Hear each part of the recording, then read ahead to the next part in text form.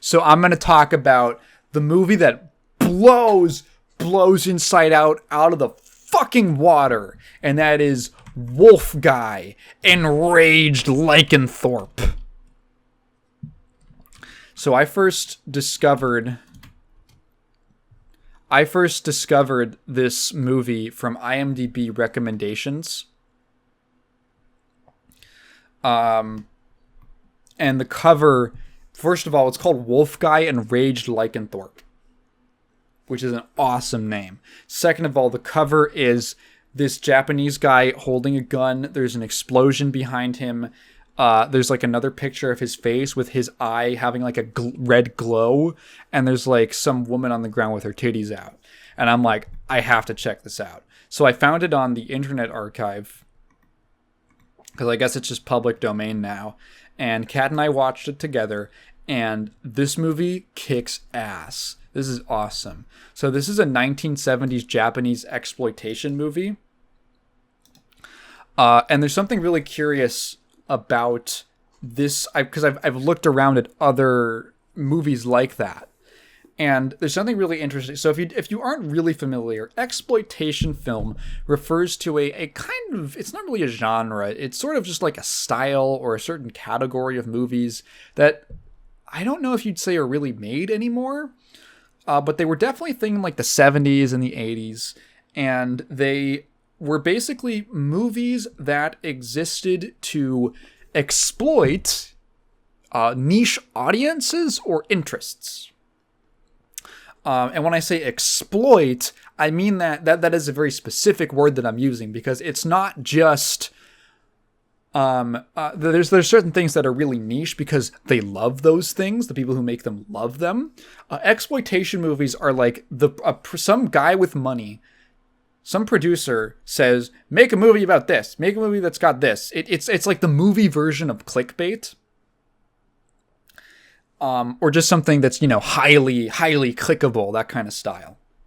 Make a movie like this. Make a movie with that hits a specifically maybe underserved demographic. Maybe one that capitalizes on societal fears of the time. So, for instance, there's a whole little subgenre called blaxploitation movies, which were movies from like the 70s and 80s, which were made by mostly like black production studios about black characters in black neighborhoods in the U.S. And just, I don't know, getting up to all sorts of stuff.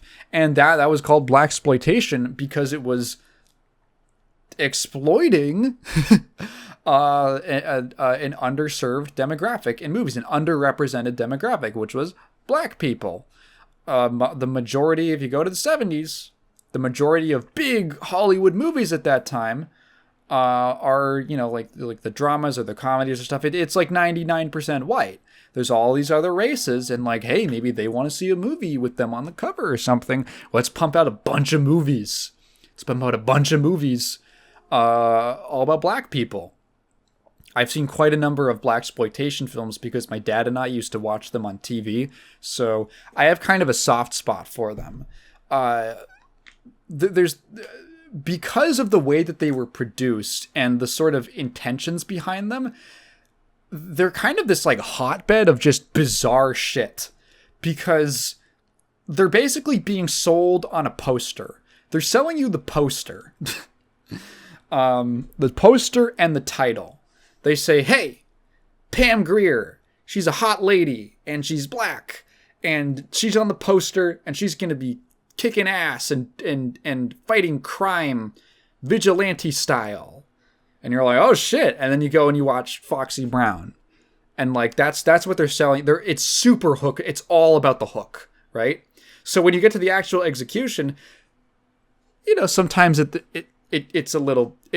can be boring, but other times it can be, you're like, oh man, the people who made this, like whoever wrote this script, whoever directed this was just off their fucking rocker.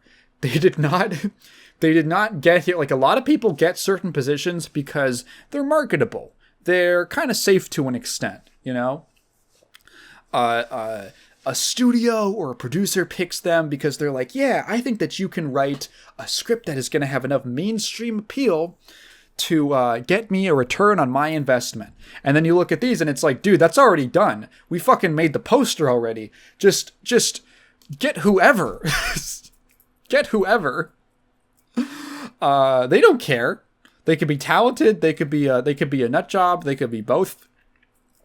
And Wolfguy Enraged Lycanthrope is maybe that last one. It is certainly a fucking nutty ass movie. So here's the premise of Wolfguy Enraged Lycanthrope.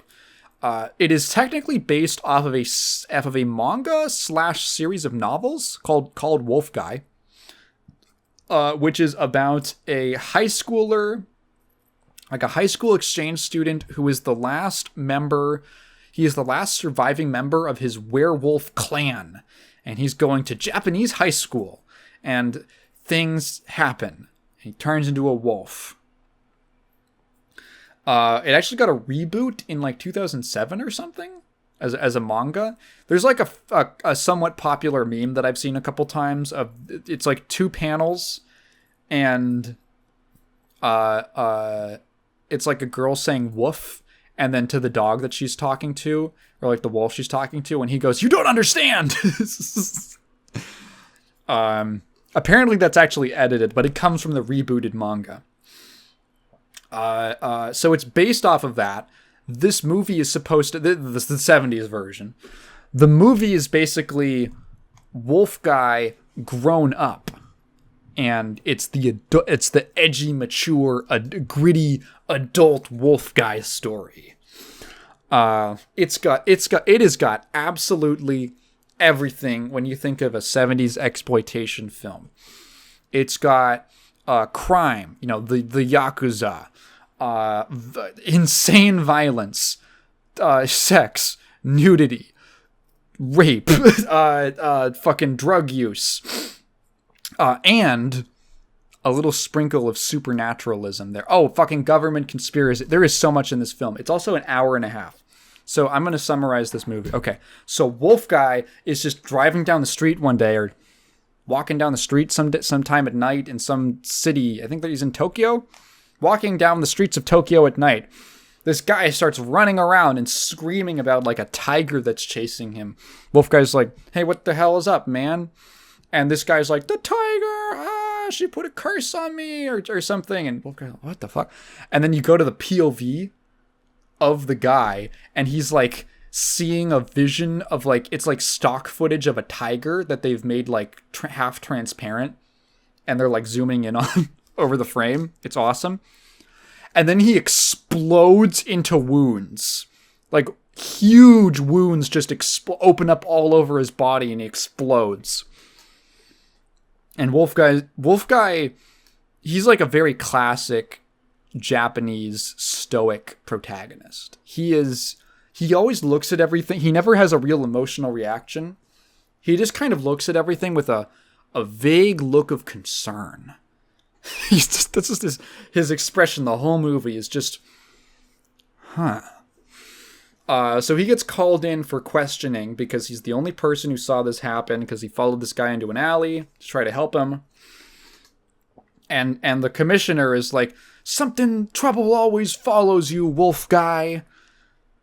And he's really grilling him on it, and he thinks he did something. And then, I'm not kidding you, this is exactly what happens. Someone comes in, they call the commissioner over, and they say, the coroner's report came in. It's a demon. He just says it's a demon, and the commissioner goes, his response is, "No way." It isn't like, "You're crazy," or "What the fuck are you talking about," or "Is this a joke?" It's, "That, no way. A demon?" Like, and he just says like, "No other explanation." And the commissioner's just like, "Well, you're off the hook for now, Wolfguy. I guess it was a demon." And it's just done. I thought there was going to be a whole thing where it's like, Wolfguy has to figure out what happened to that guy and get to the bottom of it to prove his innocence. But no. That is not a factor at all. Instead, he just decides to start investigating this thing for some reason. He gets like a tip from someone, some random dude who pulls up. You don't know like what Wolfguy's deal is or where he came from or like what his job is or what until like halfway through the movie. But this dude pulls up and he gives him a tip about this singer, this like lounge singer. Not like a lounge singer. She was also like, I don't know if they say she's some kind of singer or whatever. And some shit that happened to her because there's this lounge singer named Mickey, and she was dating the son of this like wealthy financier, who was not happy with their relationship because he wanted his son to get married in like an arranged marriage, like a political marriage. So, in order to fucking stop her, or in order to break them up, he like does some crazy. He owns like a bunch of production, like music production studios, or whatever. It's like music production. He owns that. And he gets the members of a band that he owns the rights to go like assault her. And rough her up and like sexually assault her, and she catches syphilis from them. And so she has now put a curse on the members of this band and all the people who did this to her, who were responsible for what happened to her. She has cursed them with a tiger curse, which is what happens. It's like their bodies being torn apart by a tiger. That is actually what happens. So, they go to interrogate. He's like, let's go interrogate the only surviving member of this band. And let's go find out what he knows. So I thought they were going to have a whole scene of like them showing up to the guy's apartment and maybe they have an altercation or something. No, they just cut straight to them beating him up on the sidewalk.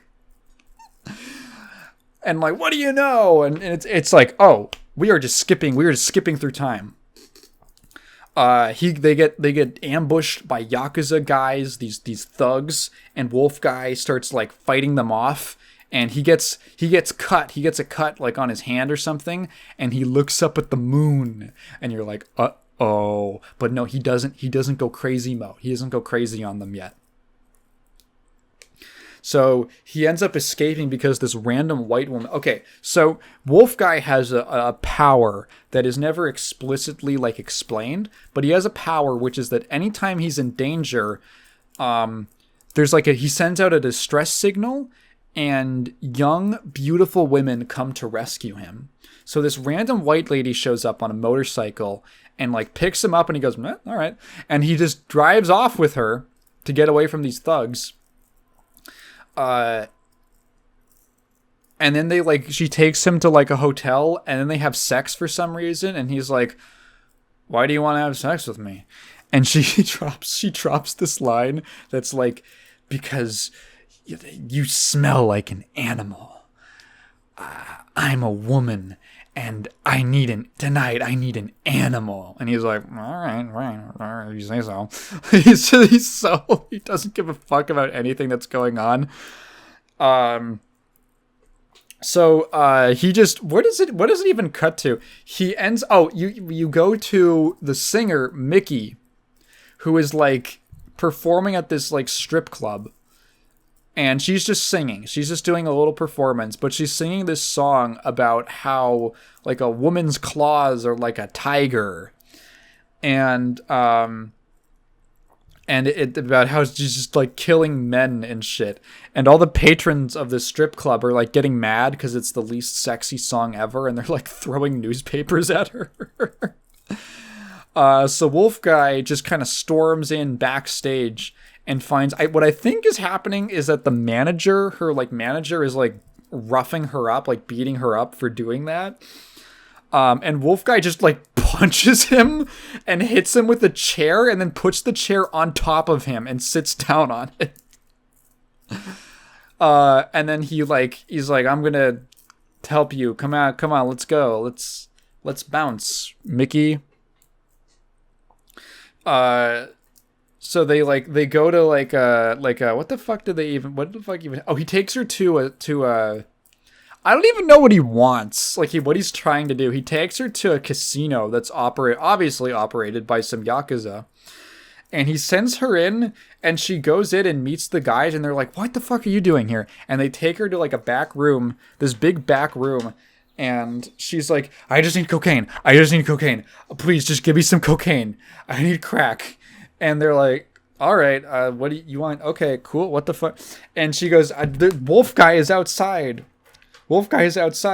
He's waiting for you. He sent me in here. So then they just go out and grab Wolfguy and take him in.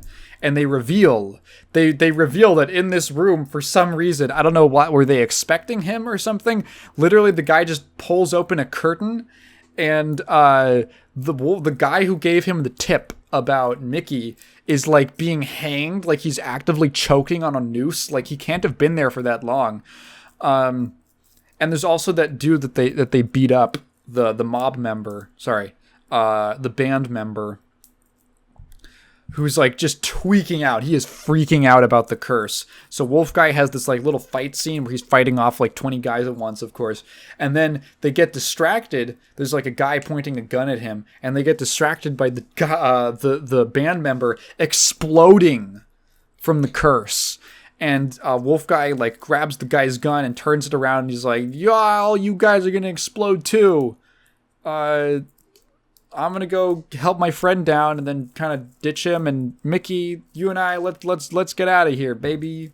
So they go to a hotel, and Mickey is talking about how she put a curse. There's no explanation for how she put a curse on this guy or these guys, how she knows how to do that, how this even works. What was that like? What was there's no explanation. It's just a thing that she did because a woman's claws are like a tiger's, baby. So, she tries to have sex with Wolfguy, and he turns her down. He pushes her away, and he's like, no, it's not right. And she goes and lies down, and he goes and walks to the window, and he drops, he has narration, and he drops the hardest line in cinema history when he goes, there's a disease worse than syphilis. It's called hatred of mankind. And I had just contracted it from Mickey. Dude, fuck yeah. That goes so hard. I want to mention throughout the movie, he is rocking the hardest fits. He is always in these big overcoats and trench coats and stuff. He looks sick as hell. He is such a cool 70s Japanese fashion look. I find a lot of the outfits from that time very charming. I actually like the fashion sense from specifically the Japanese 70s. I think they're very cute. So then we cut to what might be the best scene in the whole movie, which is later that night. The door slowly creaks open, and a man in a dark coat and sunglasses and a hat walks in. He steps in, step by step, and it's a hitman from the mob. He's coming to take her out. And as he's opening the door, you see behind the door, Wolfguy is waiting for him. And there's a shot because the door has these little closet doors. They'll have slats, where you can kind of look through them at a certain angle. Wolfguy he's behind the door, and he attacks the dude. He takes him by surprise. They have this whole scuffle. Mickey is asleep the entire time. She is out cold. Wolfguy and this guy have this whole brawl in the hotel room in the dark, lit by moonlight. And I think the greatest moment in the movie, the hitman, he gets a few steps of distance. He reaches into his pocket and he pulls out a little mouse. He pulls out a little white mouse and he tosses it on the floor and it scampers away. And Wolfguy goes, what the fuck? And then he looks up and the guy has a rope that he's swinging around Wolfguy's neck to fucking like incapacitate him, to fucking choke him out. I was like, what the fuck was that? He had a confusion mouse in his pocket. There's so many questions. Was he just carrying the mouse? Was he expecting to use it? As far as he knew, it was just Mickey, maybe Wolfguy, both asleep or something. What was he gonna do with the mouse? Does he just keep it on him? Why was his first thought to toss it to the floor? Not to like harm it. Nothing happens to the mouse. It doesn't get hurt. It doesn't do anything. It just hits the floor and then just runs off. Was he expecting that to be a confusion? It's like there's like a 5D chess version of the fucking pocket. And with the pocket sand meme, like from King of the Hill, the pocket sand, that's like that'll blind you. Throwing sand in someone's eyes is like actually like that's an actual attack. He just tosses a mouse to the floor and is just betting on the fact that his opponent is so confused by what just happened, and if they really saw that he has enough time to pull out a rope and like lasso Wolfguy's neck. So they're like fighting, they're like wrestling on the floor. Wolfguy, he's in a bad spot. He's in a bad situation. This might be the end for him. When suddenly, bang! The guy gets shot in the back. And Wolfguy's like, what the hell? And he looks up. He takes the noose off, he looks up, and he sees in the doorway, there's 3 people. 2 of them we haven't seen before, 2 random guys, and that white lady from before. What's going on?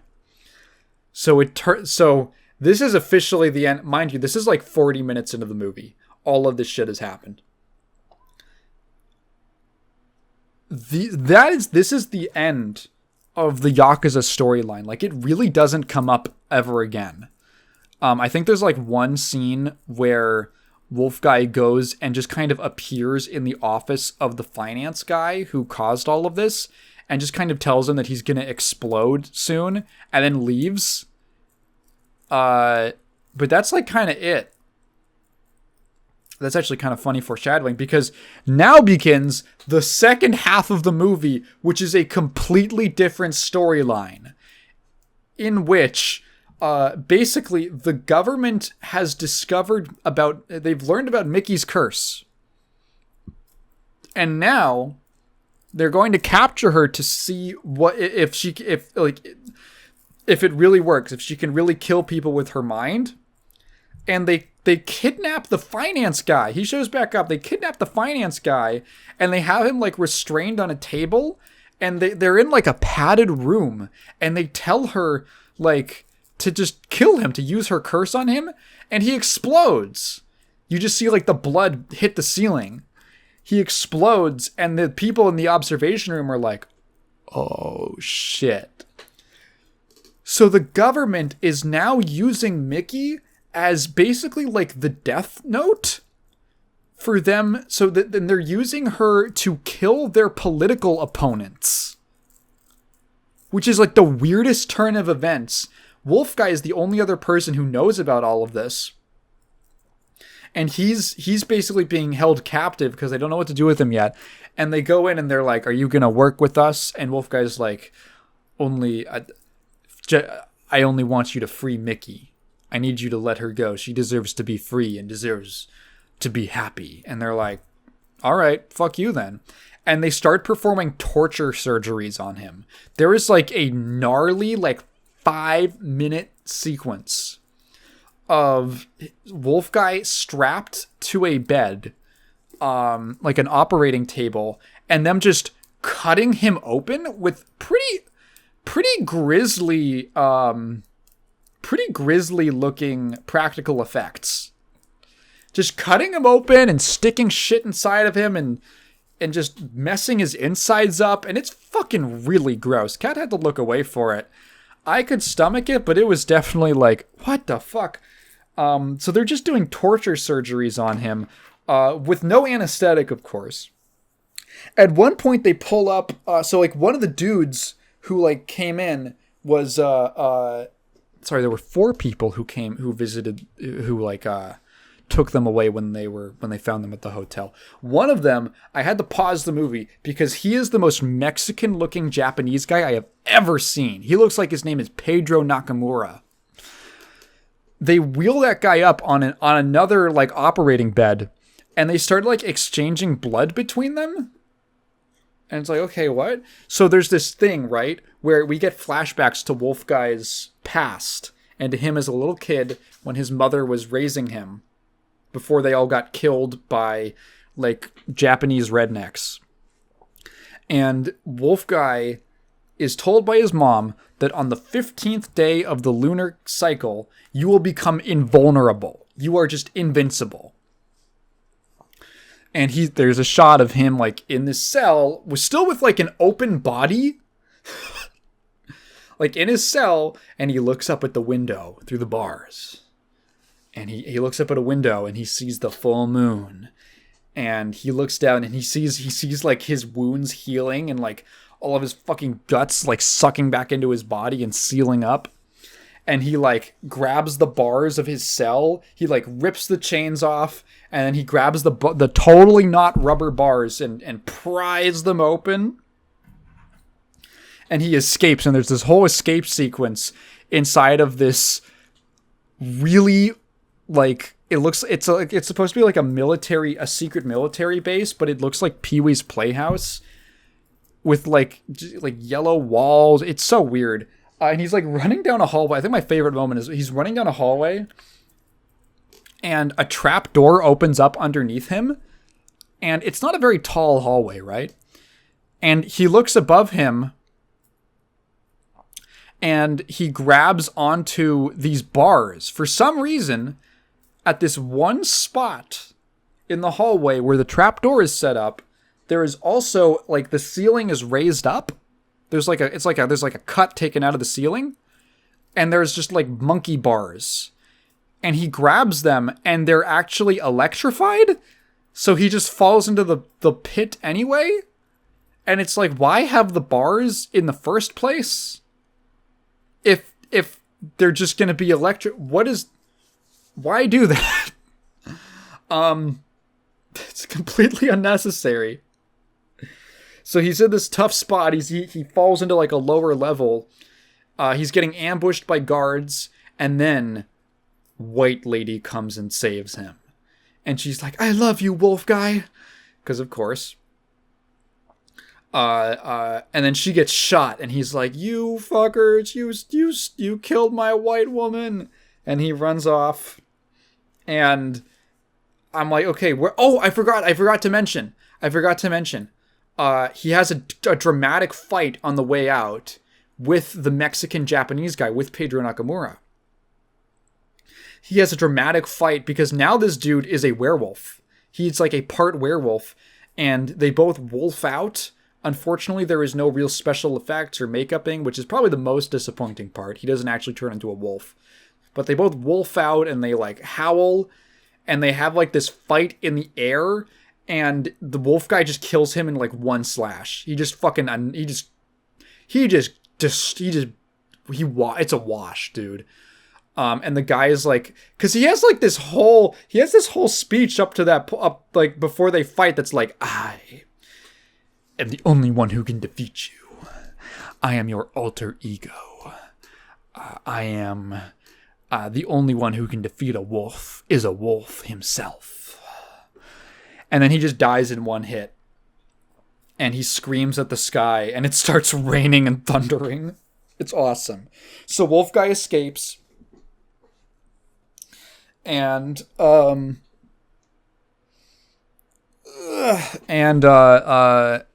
the help of the second woman who has come to his service, his saving. And he just kind of he says, "Fuck humanity. I'm going back to my birthplace." And he goes back to the countryside to visit where his village was, or where they all got killed.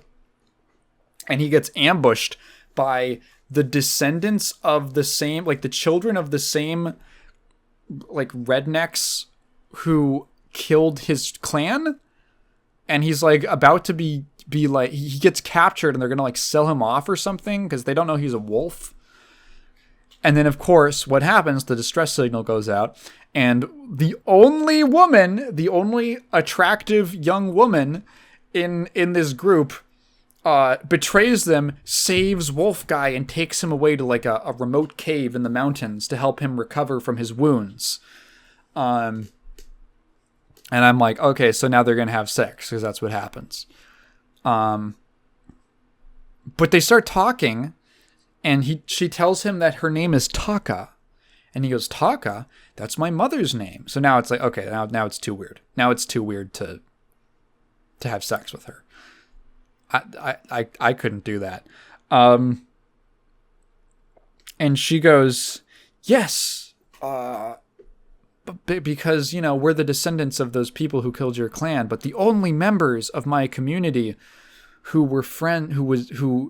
my mother was the only one who was friends with the werewolves. And she respected and loved them, and she was a friend to the werewolf people. And she told me, I was named after your mother after she died. And my mom told me that there was a single survivor of the clan, and I've been waiting my whole life to meet you. And I'm like, oh, okay. And then at some point while writing this, I imagine the screenwriter smacked themselves in the head and they went, oh, I totally forgot. I want to fuck my mom. So she starts undressing, and I'm like, hang on. No. What are you doing? What do you do? Wolfguy, are you going to say anything about this? And she starts coming on to him. And then you get a cutaway. To it's a flashback. It's a flashback of his mom breastfeeding him as a baby, and then it does a fade transition to him sucking on her nipple. And I'm like, no, Wolfguy, no, you can't do that. That's your symbolic mom. That's your allegorical mother. And he's like, and he starts talking about how it feels like he is being reborn with her body. And I'm like, I cannot believe this is the direction that we went in the last 20 minutes of this film. That we went here. Wolfguy, you have to stop. You're bitch too maternal. So we just cut to later on, some undisclosed period of time later, and someone is shooting explosives at the mountain. Okay, they're under attack, and Wolfguy and his wife, mom... No, he says, you are my mother and also my wife. And I'm like, dude, you gotta stop. So him and his wife, mom, are escaping down the mountain, and there's like all these military guys attacking them, and he's fighting them off, and they have he gives her like a shotgun. And then finally they're about to escape when a jeep pulls up with those two military guys from earlier, and under a blanket, like a babushka, is Mickey. And they take her out, and now she's been completely brainwashed by them. And they go, and they're like, Mickey, this is the man who abandoned you for some other bitch. Don't you hate them so much? And she's like, I hate you, I fucking hate you, I'm gonna kill you with my tiger curse. And it's like, oh my, what's gonna happen? Because like, there's this music cue that plays every single time the curse has taken effect. And it starts playing, and you start seeing the tiger in Wolfguy's vision, and you're like, oh my god, what's gonna happen? And then, boom! Mickey gets shot. Taka shot her in the chest, and it's like a classic, like, old Japanese, like, gigantic blood explosion wound, like from old samurai movies. It's awesome. I love that style. She gets shot, and then Wolfguy, he looks over, and Taka is holding the gun, and then as Mickey is falling to the ground, Taka, his mom wife, explodes into wounds and fucking dies instantly. The curse hit her just as she killed Mickey. And it's like, oh shit. So Wolfguy is like, I'm fucking wolfing out now. And he chases these guys down with his super speed in their Jeep. And he like jumps on top of it, and he picks up one of them, and he flings him off a ravine, like down off a cliff, down a ravine. And it's clearly like a ragdoll dummy that just like hits and just it's really funny. The whole way down, it just kind of tumbles lifelessly. It just ragdolls the whole way down. And this other guy, he like causes him. He jumps off just as he causes the guy to like drive down another cliff. And for some reason, the car is on fire before he hits the bottom. And then he hits the bottom, and then it just explodes in like a giant fiery explosion. Because I guess they only had enough budget to do one take of it. Sure. So Wolfguy, the movie ends finally. Wolfguy's gotten his revenge for the moment, but he's lost everything. And he takes Taka's, but fuck Mickey. He takes Taka's body, and he's carrying her. He's holding the shotgun, and he's carrying her up the mountain. And he sets her body down, and he looks down the cliff, and he tosses the gun into the abyss. He said, fuck it, he's done. He's done with it. Wolfguy. And that's how the movie ends. It freeze frames on that. What a fucking film. That was an hour and a half. Like when I say things happen, like I am barely cutting anything out of that film. It is incredible. What a brilliant piece of work. Unintentional brilliance. This is how I learned. One of the ways that I learned. Kat and I, you know, we agree on things, right? Like, there's a fair number of things that we both like or we both don't like. But when our tastes diverge, I think they really diverge. Because I was like, this movie was awesome. This is like everything you could ever want in a movie. And she goes, yeah, it was okay. Yeah, it was whatever. There was a little funny stuff, but yeah, it was whatever. And I'm like, I can't relate. And now I just want to watch 70s Japanese exploitation movies. I just want to watch more of these. Like, just more, because you go on IMDb and there'll just be like tons of recommended things. And there was, I guess, just this whole interest in Japan in that time period, like in that decade, of not just like crime and sex and drugs, but also like supernatural stuff. They were just, I guess they were just more open to things like that than like American audiences were, where a lot of those movies got made. So a lot of them are just like crime drama story, but also the main guy is a vampire or something like that. And I think it's awesome. I think it is really something special. And I look forward to, and I anticipate watching more Asian freak cinema. I can't wait.